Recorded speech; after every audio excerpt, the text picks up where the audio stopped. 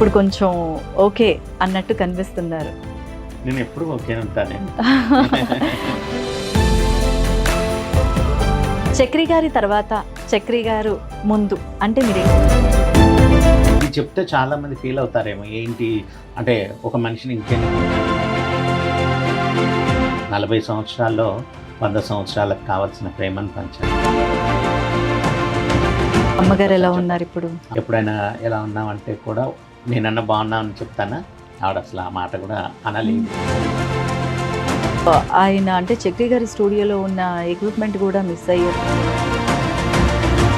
తేలదు రాదు, ఇంకా అది మర్చిపో.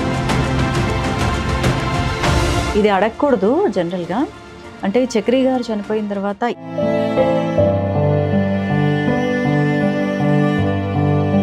కేసులు మిమ్మల్ని చాలా గొడవ చేయడం సంథింగ్ ఏదో చాలా గొడవలు అయితే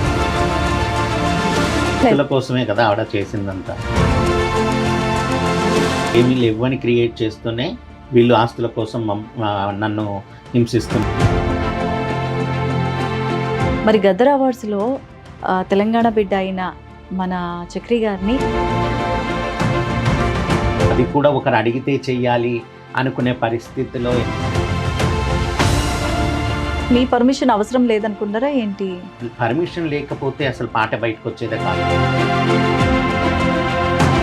చాలా చీప్గా మాట్లాడారు. ఎవరండి వాళ్ళు? మ్యూజిక్ డైరెక్టర్ వచ్చేసి బీమ్స్ అండి. డబ్బులు కావాలంటే అడుక్కోండి అన్నాడు మ్యూజిక్ డైరెక్టర్. ఫైనల్గా కోర్ట్ త్రూ అది కూడా వెళ్తున్నాను. బిఫోర్ సినిమా రిలీజ్ నేను స్టే తీసుకొస్తాను.